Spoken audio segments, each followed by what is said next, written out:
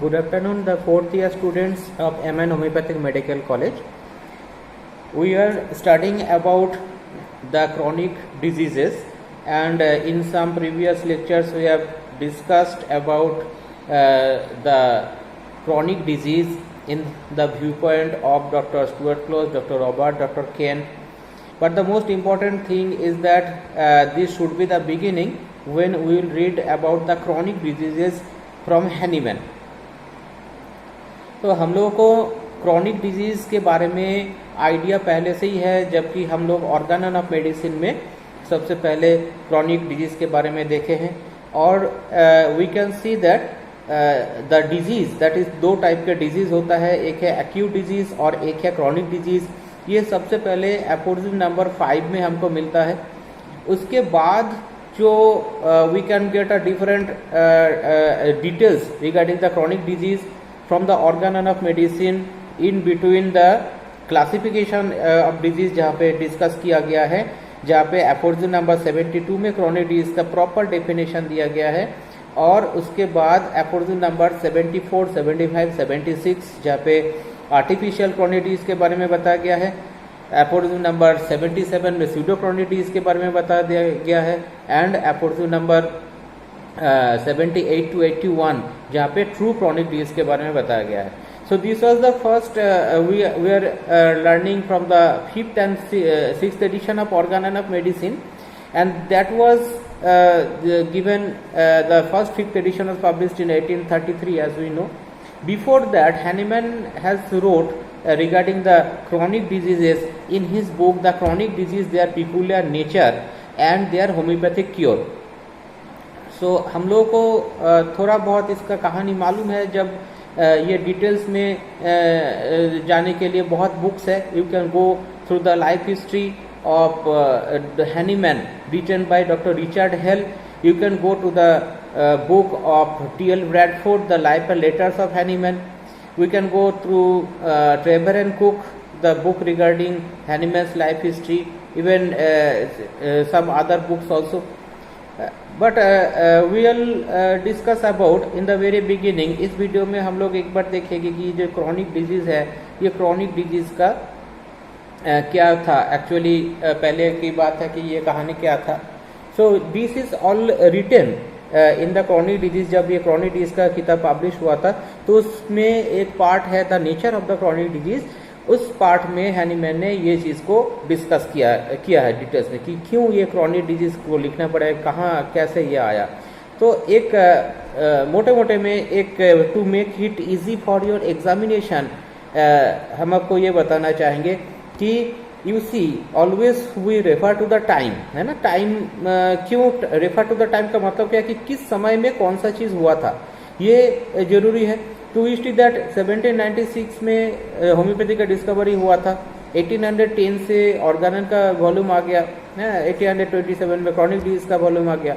तो इस बीच में क्या हुआ था कि when Hahnemann was treated by symptom similarity, there was marvellous result and there was complete cure. But some cases, कुछ केसेस में ऐसा हो रहा था कि द सिम्टम वाज रिलैप्सिंग. तो जब ये सिमिलिया सिमिलिबस क्यूरेंटर जो है कि ये जब यूनिवर्सल लॉ है तो उस जगह पे रिलैप्सिंग क्यों होगा, क्यों कंप्लीट क्योर नहीं होगा, ये सारे चीज़ को लेके हैनीमैन ने काफ़ी स्टडी किए थे. मैं इस चीज़ के बारे में हम लोग डिटेल्स पढ़ेंगे जब nature of the chronic disease में ये सारी चीज़ बताया गया है. हमको रेफरेंस बुक्स में मिलेगा जहाँ पे पॉइंट वाइज दिया गया है कि या तो मेडिसिन ही कोई गलत मेडिसिन दिया गया, या तो जो केसेस में रिलैप्स हो रहा था कि क्यों ये जो सिम्टम्स है वापस क्यों आ रहा था.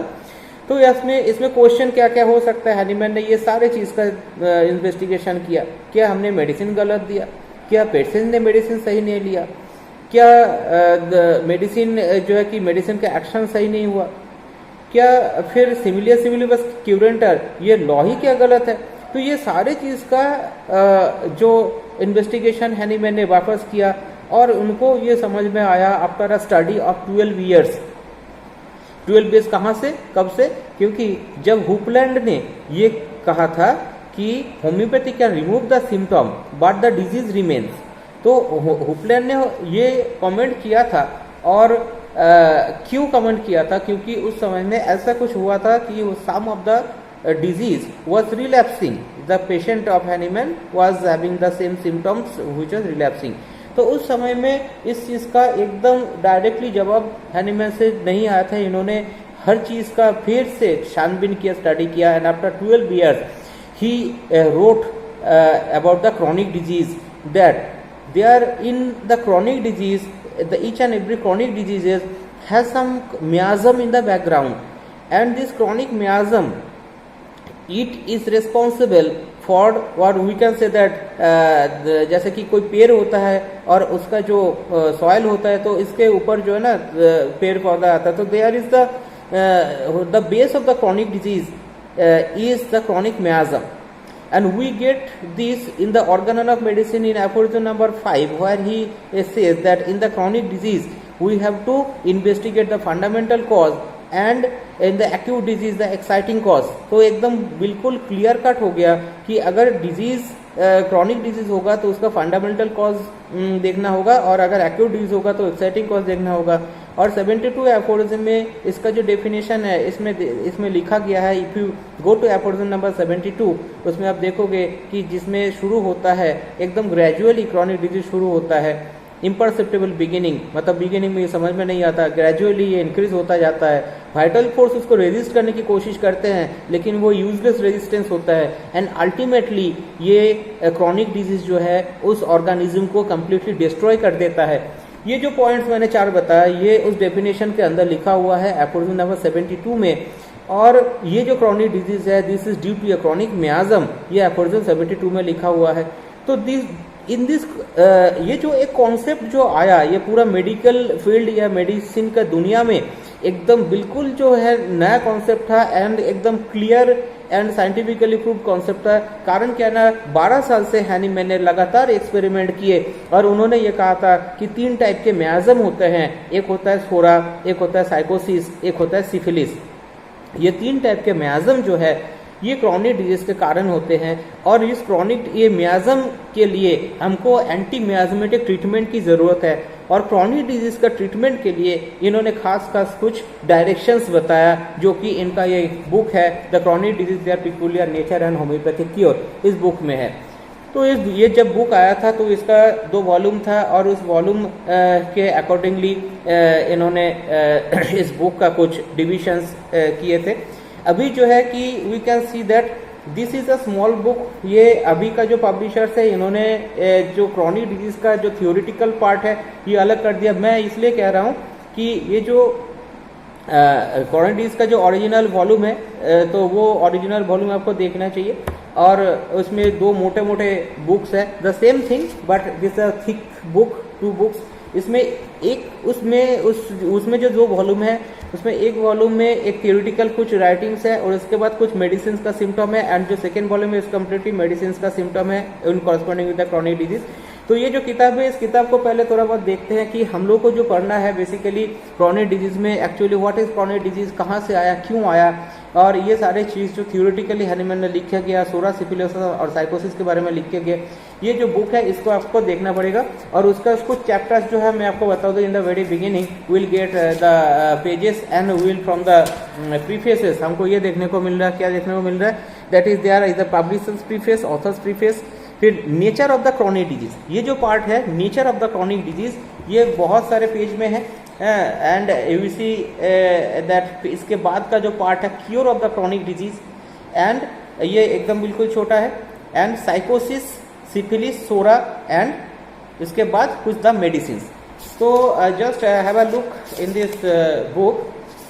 Now here you can see that Hahnemann's chronic disease ऊपर में लिखा है, and inquiry preface, there is preface to the 4th volume, preface to the 5th volume तक है, preface to the 5th volume है, एंड डायल्यूशंस एंड पोटेंसीज के बारे में इस जगह में लिखा है. तो ये चीज़ जो है छोटे छोटे करके हमको अलग अलग से पढ़ना चाहिए. And now we come the nature of the chronic disease.